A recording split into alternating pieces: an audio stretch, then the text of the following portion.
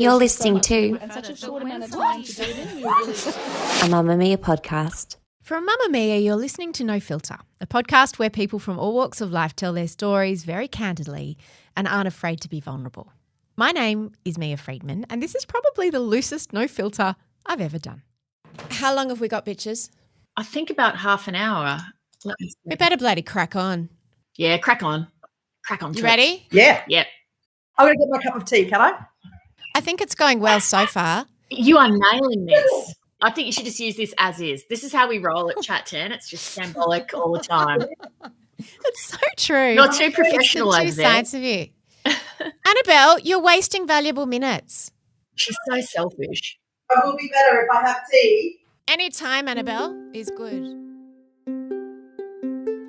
I don't often talk like that to my guests, but today I'm interviewing friends of mine, but more importantly, friends of each other. And it's that very close friendship between Leigh Sales and Annabel Crabb that is at the heart of this episode.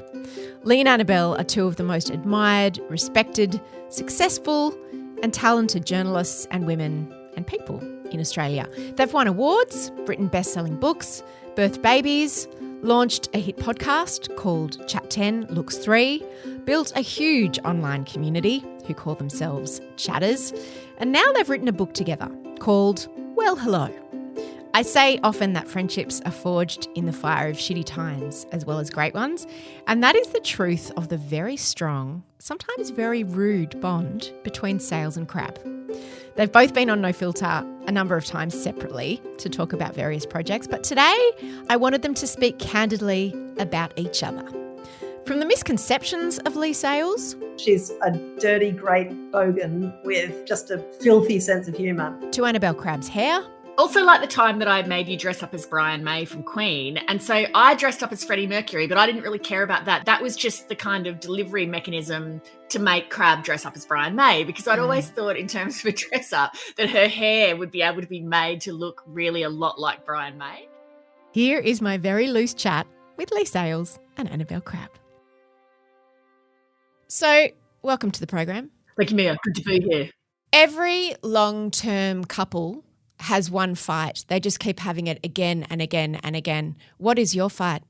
Leigh Sales. I'd say it's over tuna, tinned tuna, and whether it's cat food or whether it's appropriate to serve up to your friends when they come for lunch. And this relates to a long ago time when I went to Crabb's house and I could see she was making what appeared to be a Niswa salad. And I hate tinned tuna. I think because when I was a child, I used to have to feed our cats and it looks like cat food and smells like it. And so I saw her go to open a tin of tuna and I was like, oh, God. I hope she's not going to use that. She started forking it over the salad and I thought, it's fine. I'll just use manners. It's okay. I can eat it. It's fine. And then she tipped all of the juice in the tin all over the salad as well. And I did eat it because I do have manners. I put capers on it too, which is another thing that she can't abide. And look, I only found out about how horrible that lunch was for her, like quite a long way down the track. And it kind of piles on to my list of offences, which I, cracked into early in our relationship when I first went around to Sales's house for a cup of tea. I was invited. I didn't just show up. And I turned up at 10 o'clock in the morning and then was absolutely amazed when my phone rang and it was my 4:30 radio cross that I was supposed to be doing. And we'd been talking for 6 hours. And I tiptoed away from that thinking, how fantastic. That was so much fun. We just never ran out of things to talk about. What an interesting new friend. Sliding down the door, just thinking, thank Christ, I've got that idiot out of here. My days are work. She just went and vomited quietly in a pot plant on her way out. I didn't think you were an idiot. I just thought, wow, she stayed a long time. I would say the serious answer to that question, like what is our niggle issue? It's totally time. And I actually write about this in the book because she is so professionally attuned to her productive workspace being half an hour, 30 minutes from 7:30 till 8, that literally when the minute hand gets close to the, to the 12, she just does this automatic wrap up. So I'll be just absolutely relaxing into some useless anecdote that I've started about 2 years too early in the storyline, and I'll be blubbering along happily, and I'm, exactly the same person that was sitting at her kitchen table crapping on about some, I'm sure, mutually interesting stuff. And she will wind me up and I'll say, surely we can go over time. And she's like, no, I'm busy. And also everybody who's listening is busy. It's rude to carry on and take up people's time. And I do shamefacedly recognize that, but I can't help myself. Listen to me now. I've been going on for like a minute and a half in answer to a fairly basic question. I wanted to ask how you met because I don't know that story. Well, this is also contested, Mina. This is contested as well because Crabb claims that we met in the queue at Aussie's coffee shop in Parliament House, probably would have been like 2008 or something like that, and I have no recollection of it whatsoever. I fawned over you at length. I was effusive in my praise for your work on Lateline. I explained the things that I particularly admired about your stewardship of that program. I fancy we shared a laugh. I walked away thinking, great, I really like that chick, and now we've met. No recollection at all. Obviously, it's got lost in the sands of just flattery that you regularly receive in coffee queues. Leigh, do you remember actually ever meeting Annabel, or did she just start showing up at your house? She just started showing up at my house, much like you, actually. I also don't really recall how I met you. You just like appeared. These people just appear in my life, but I'm like, how am I going to get rid of these people? I remember Crabb called me when she was about to come and work at the ABC, and she just wanted to sort of pick my brains a bit about what it was like working at the ABC and so on. Where I was at Lateline, there was a lot of empty desks around me at the time, and so I said, why don't you see if you can sort of commandeer one of these desks near me, which she did. And so then we'd sort of see each other a bit at work, and we, as Crabb said, I invited her to come for a cup of tea, and we got on like a house on fire, and so it kind of went from there. We sort of went from zero to great buddies very fast.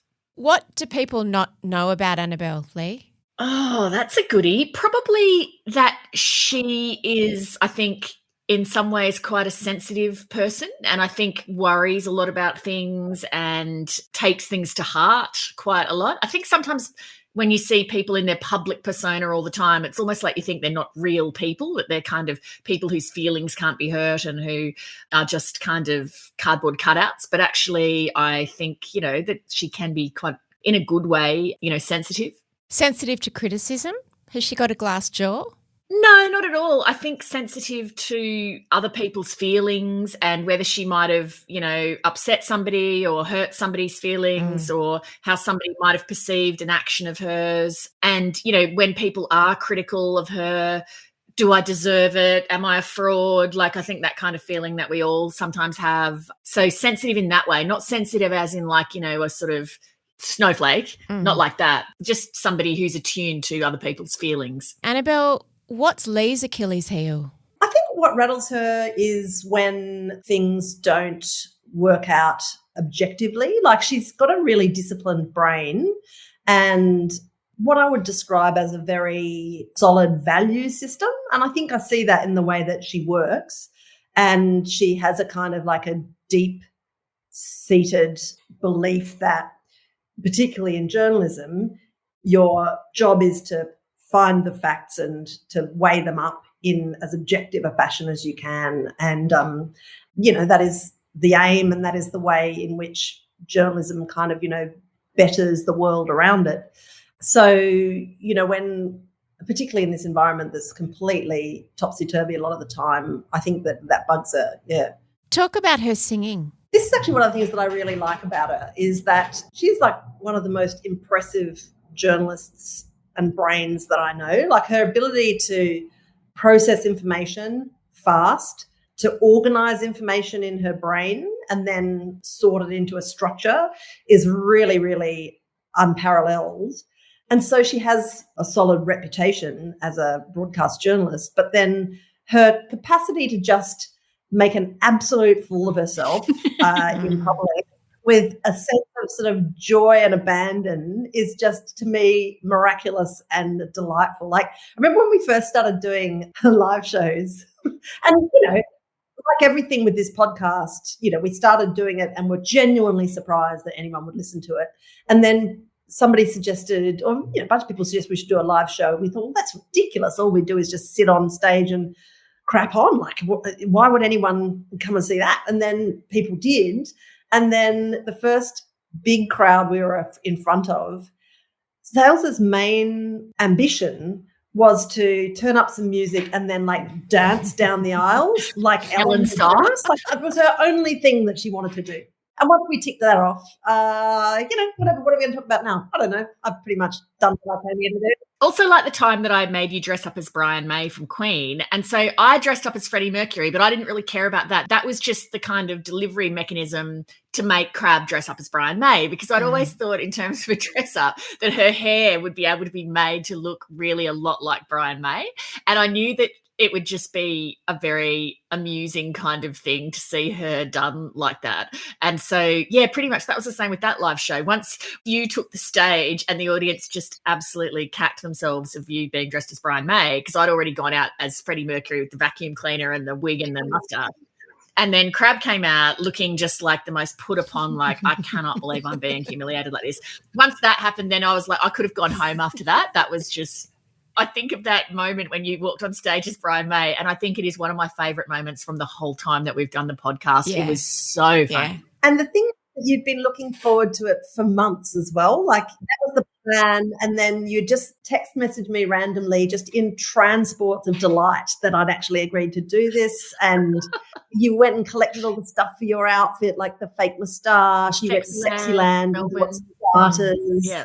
You dragged your poor friend along to Sexyland to buy garters with you. And like all of us were just like completely pained being dragged along this incredible vision of yours. Anyway, I mean, it was quite funny. But I think the audience appreciated it. I mean, one of the funniest moments was, so her wonderful makeup artist, Danielle, who was doing her hair, Brian May's got this curly hair but kind of square. And Danielle, when she turned Crabb around, she had the perfect shape of the Brian May hair. I was just laughing like a drain. I love that you didn't even need a wig. Leigh, speak of Annabelle's hair.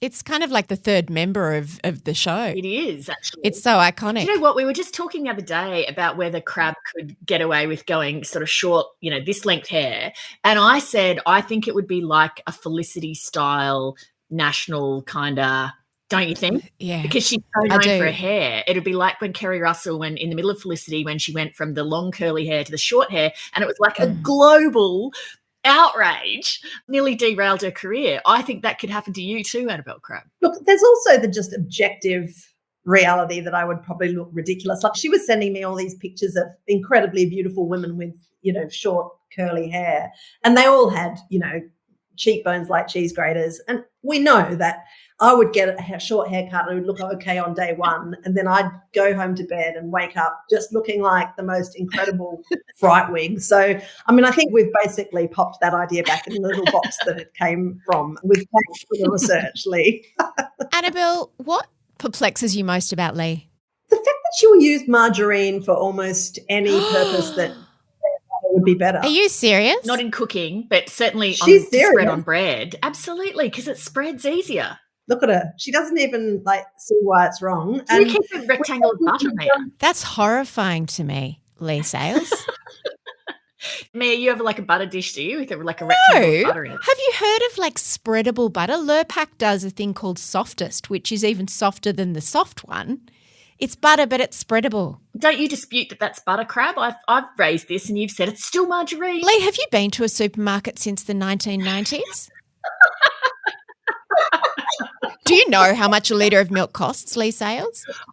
I just like to keep in touch with the ordinary Australians, and I think that they're using a lot of margarine. I love that Mia's turned this into a post-budget interview. Hey, Leigh, what's the non-accelerating inflation rate of unemployment? It's unfair. This is like going to a therapist, but then the therapist has just abandoned all objectivity and waiting on the side of your It's so true. I want to ask Leigh, what's Annabelle's tell when she's stressed? Oh, she gets quiet, actually. She gets kind of quiet and internal, and that's, as you know, very unlike.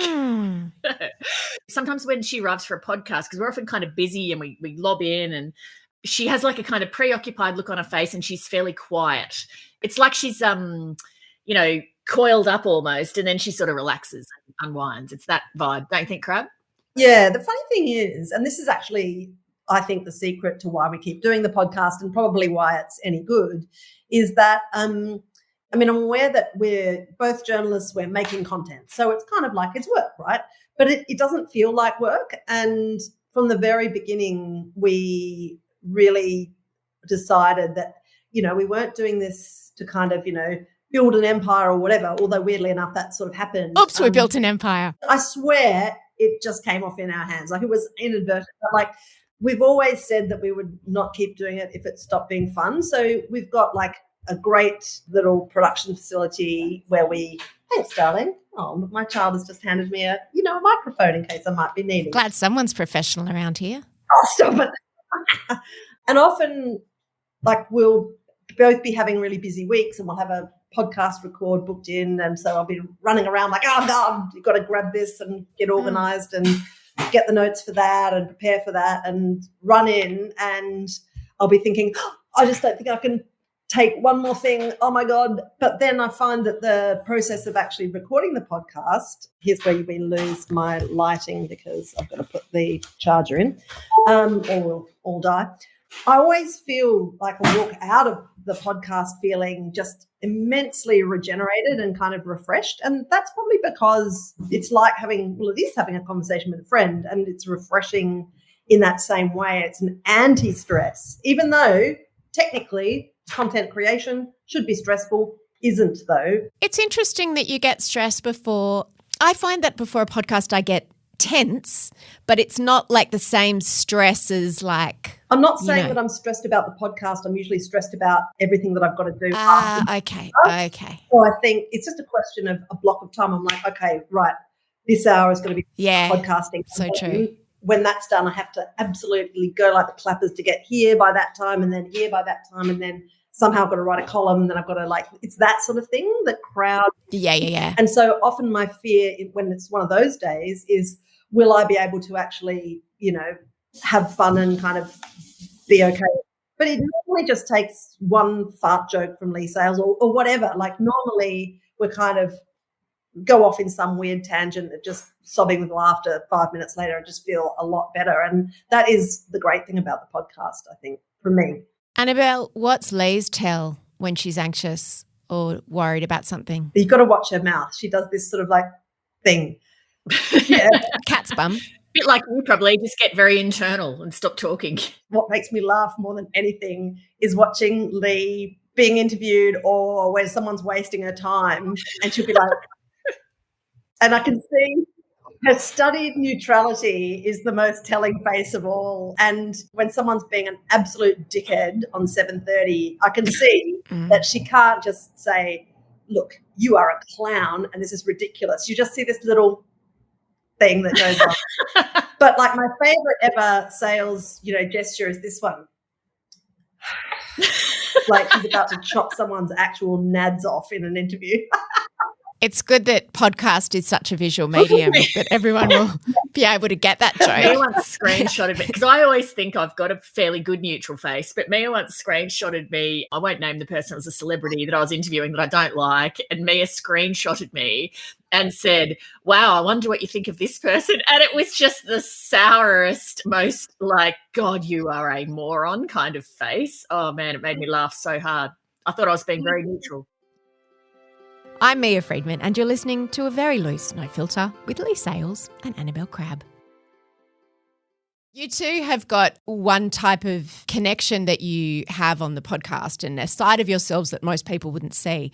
But you also work together sometimes on air, like on proper TV, like the ABC. And I can think of two occasions where you were both on air for a long time together. One is election night, the most recent election, I think it was, although they all blur. And another one was the night that Julia Gillard got axed. Tell me, let's start with Julia Gillard. What's the dynamic like for you both, knowing each other as well as you do, when you're on air and you've got to be serious? What was that night like? Fantastic, because I have so much trust for Crabb. And so because that night was, it happened when I was already on air, and so there was no prep time, so it was just going by the seat of your pants. And so when they had got Crabb and brought her in to be, my, as they call it, presenter's friend to keep filling time, I just could have cried with relief, because I thought, well, this is an extremely safe pair of hands who knows a lot, who is going to help me remain on this high wire. So that's fantastic. And same with, we've done 2 election night broadcasts together and some budgets and stuff. But for me, on those kind of broadcasts where you don't really know where you're going. You don't know what's going to happen. So it's very high stress. Having somebody there that you trust implicitly, and that you know if you run out of places to go, you can sort of pass the baton and they're definitely going to pick it up and run with it.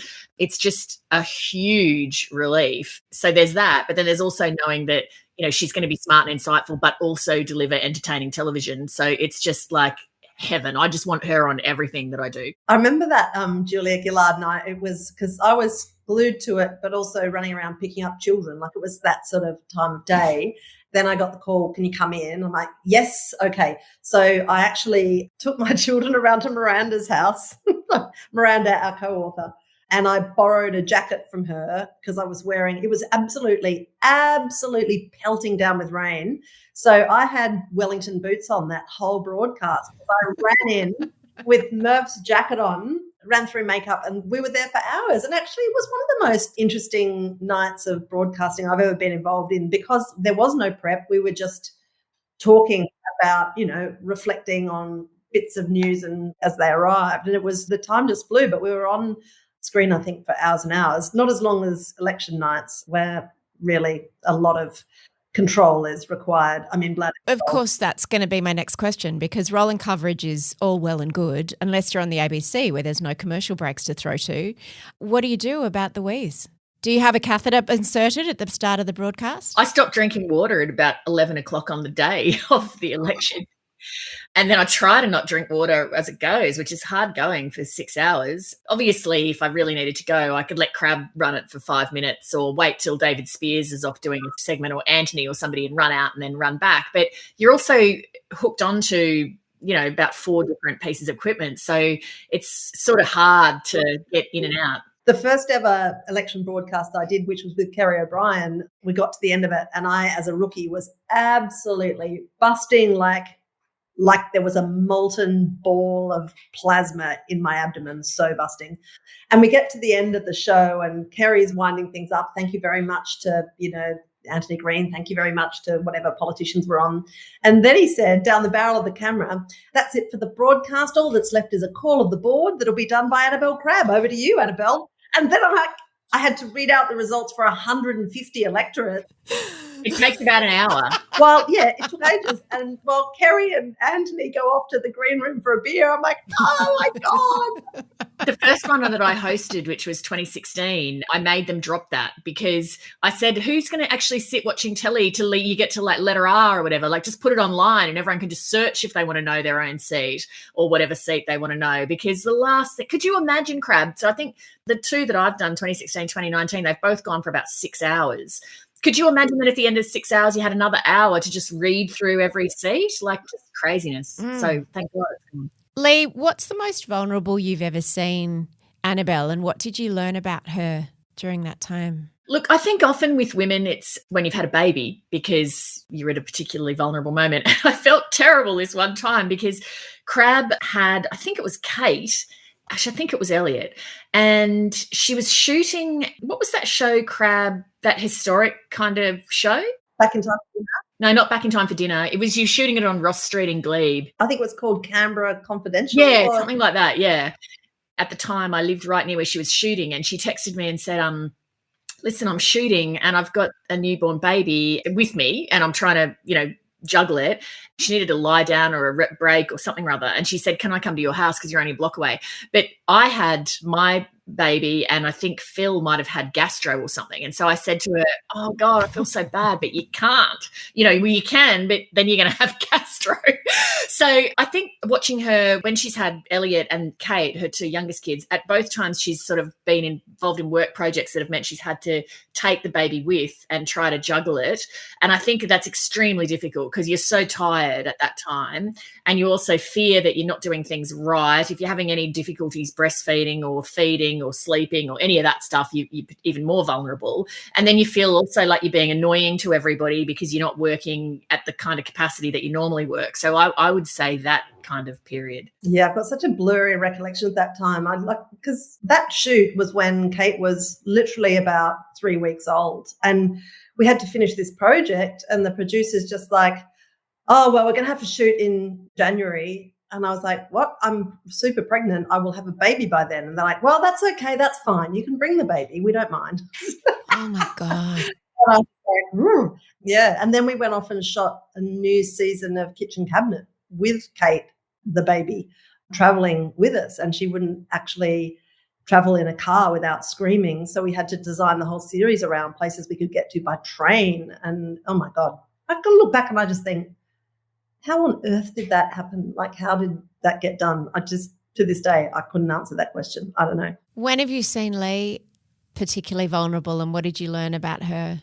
So when Leigh's youngest boy was born, and she writes about this in her book in a way that actually retrospectively makes me realise, or makes me feel kind of struck at how little I understood about how much was going on at the time. You know, super difficult birth. And because Leigh presents as super together, you know, I sort of knew how dreadful the experience had been, but I didn't get a clear sense of how deeply it had knocked her around until I read the book, I think. And so, and that book, Any Ordinary Day, has just, I mean, I find that such a useful book, not only because it kind of tells me about the inner life of my friend, but also because, you know, a couple of years later when Leigh's dad died very suddenly, I had read the manuscript of her book, which was all about how do you deal with people to whom something dreadful and unexpected has just happened.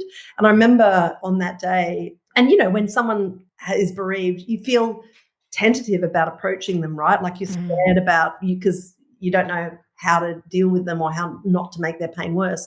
And I swung round and picked up Miranda, our co-author, and we went round to Sales's house just to help her pack. She was like heading to Brisbane straight away. And having read that book was just absolutely massively helpful to me. I knew exactly how to be around her, and it was a huge gift, which I think a lot of people feel when they read that book. And it's a really great contribution to stopping people feeling lonely and isolated when something dreadful happens to them.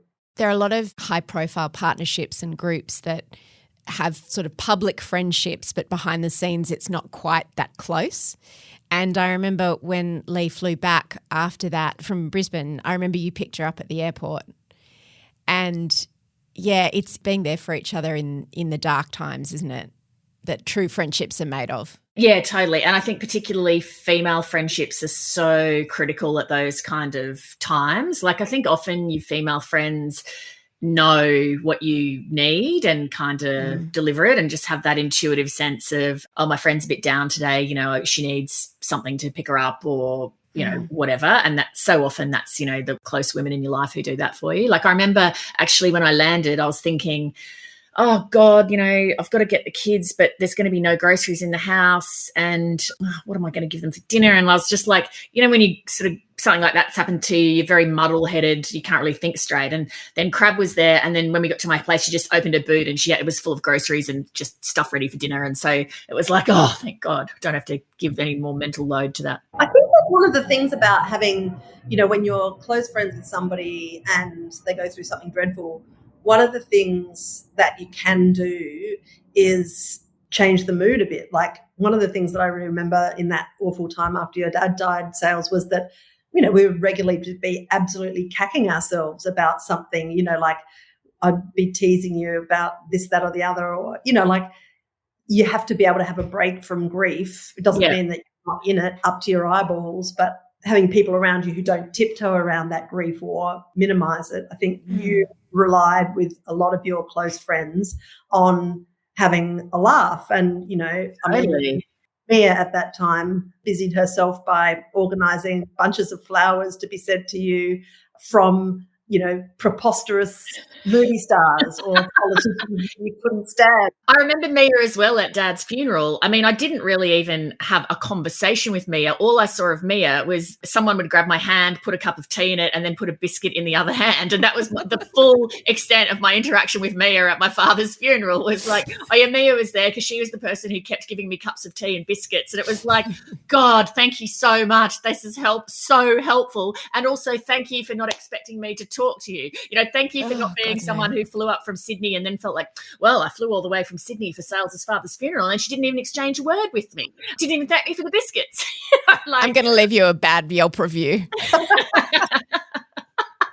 That's right. I mean, I've always resented, Mia, that you gave me the shortbread creams and not the Kingstons. I mean, Yeah, it's true. It's fair enough. my father had just died. It's the least you could have done was got the good biscuits. It's good feedback. It's a gift, feedback. I'm aware that you're going to be looking at your watch because you've got to be on air soon, but I have two more questions. One is, how are you different as mothers? To each other, do you mean? Yeah. Um, No, to me, because I want to make this about me. Sales is more organised, definitely. Like, she's a more organised person in Gee, I'm so shocked. respect of her life. And I'm more shambolic. Like, I think that is just a very clear difference between us. I wish I could be more salesy-ish. I wish I could be more spreadsheeted and decisive. Her decisiveness are the things that is the thing that I envy most about her, because I'm a ditherer. So I suspect that kind of feeds into our parenting styles as well. Like, you go around to Sales's house and she just goes, and her kids are like, right, bedtime, I'm into bed. Good night. Oh, like the Von Trapp family. Oh, it's totally like that. Yeah. Those kids are just like, they'll run around and mess around and, but then it's just like, whereas my kids are like, playing video games until, 10 p.m., whatever, My kids absolutely love a social gathering. They love people coming around. What I say to them is, you can hang around with the adults and you can eat the cheese and the biscuits and you can just have a complete free-for-all as much as you like. But when I say it's time to go to bed and it's adult time, that's going to be adult time, because otherwise we just won't have people around. And so they love having people around so much that they're super obedient about the rules around that. So, yeah, it's good. Although getting less so, I must say. Not that we've had people around for a long time, but, yeah, the bedtime's become pretty, shall we Flexible? say, fluid. Final question, Leigh, what's a public misconception about Annabel? We've talked about the tropes, the hair, she's shambolic. A lot of those things are true. What's something that's not true about Annabel? That she always is styled in a 1950s kind of style, because actually she wears jeans and a T-shirt, and that used to rattle me when I first knew her, because I was used to seeing her on kitchen cabinet in her pretty frocks and stuff. And so then if she came to my house in jeans and a T-shirt, I'd be like, this is weird. This is like when people put costumes on their dogs. Like, that's not it's not what she looks like. She looks like cardigan skirt. What she is wearing jeans and T-shirt. But she actually looks really good in jeans and a T-shirt. It really suits her. Never knew that. Yeah, there you go. So common misconception about Annabel Crabb is that she's always wearing a skirt. No. Not everything is vintage, Annabel Crabb. This is interesting news. Well, some of it's vintage Mia Freedman. Remember when I accidentally bought a jacket off eBay and it was from you? I didn't realise. But the funny thing is that I tried to buy it back again because I admired it so much on, what was it? It was the Canberra show about Parliament House. Yeah. Yeah, and I wore it nearly every day of filming for months and months and months. I think I've actually burned it because I couldn't look at it again, but it was a great jacket. Thanks very much. Yeah, it was an old Kit Willow jacket, Leigh, and I asked her about it and we worked out that she bought it off eBay the same time as I sold it on eBay. So there you go. That's hilarious. Annabel, misconception about Leigh Sales. Oh, look, this is a pretty easy one, and I think we probably are doing our best to chip away at this misconception with the podcast. Just people think that she's kind of like a terrifying – what did that guy say who started listening to the podcast? He said, all I knew was that Sales was some harpy that rips into politicians. She's a harpy that rips into politicians is probably the most popular and obvious misconception, whereas she's a dirty, great bogan with just a filthy sense of humour. And it's not immediately obvious from 7:30, I think it's fair to say. Imagine if it was immediately obvious from the way that I hosted 7:30. That'd be a very different show, wouldn't it? People enjoy about the podcast is just like listening to this complete idiot who also happens simultaneously to be Australia's preeminent current affairs journalist. It's good, fun. I love you both. I love your friendship. You're both such extraordinary friends to each other and so many others. Hi, Kate. Why have you got ink all over your face? Oh, you've drawn on your hand and you rubbed your face. And I think it's so on brand, Annabel, that your sound quality is so bad. I would be actually devastated if it wasn't. I remember being on a plane and listening to Chat 10 one time, and I think you were in a drum factory. Like, I just think. Or you were on a field with a marching band. I don't know. There was a classic one early on that we recorded in Crabb's car, and it was a really hot day. And we had the windows down, and it was under a flight path, and we'd keep having to like open and shut the doors of the car the whole time because we were asphyxiating in the heat of the car. But if we had the doors open, the plane noise was dire. It was just, that was the good old days. Yeah, it was the good old days. I love you both. Congrats on the book. Congrats on the show. Can't wait to get back and see you live. Thanks, Dal. Yeah, it's good. I have no further questions. I usually end my interviews by saying I love you, even if it's not my friends. I think I said that to Gladys when I interviewed her, possibly Josh Frydenberg. Is it awkward if we don't say I love you too? Yeah, it's really fucking awkward. My 7-year-old, when I says I love you, says, yeah, same here. Oh, you're Such a boy. From my 8-year-old for swearing now, Mia. She's the police. She's the swearing police, and now you're in trouble. Mum's friend has a potty mouth. I'm so sorry. I bet you've never heard that word at your house. No, she recognises it tragically. All right. I love you. Thank you for listening to that No Filter. You can find more Leigh and Annabel on their podcast, Chat 10 Looks 3, if you're not already a subscriber. What's wrong with you? As well as their new book, Well, Hello. It's full of behind the scenes. It's got recipes. It's amazing. It's so funny. It's the perfect gift, especially for yourself. And if you want to hear more from me, you might want to listen to Mamamia Out Loud. It's a podcast that covers what women are actually talking about 3 times a week. And for our M Plus subscribers, it's actually 5 times a week because they get exclusive access to the daily drop. Every Tuesday and Thursday, we drop extra Mamamia Out Loud content. And sometimes it's things that it might be a little bit more personal or a little bit more in depth that we want a smaller, more intimate audience for. From listener dilemmas to unpopular opinions or, yes, those segments that are just too risky for regular programming, nothing is off limits when it comes to the Daily Drop. To find out more, head to the link in the show notes and subscribe to M+. The assistant producer of No Filter is Lucy Neville. The executive producer is Eliza Ratliff. I'm Mia Freedman, and I'll see you on the Mamamia app.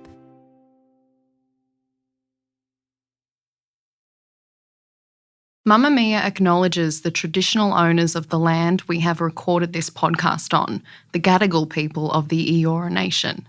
We pay our respects to their elders, past and present, and extend that respect to all Aboriginal and Torres Strait Islander cultures.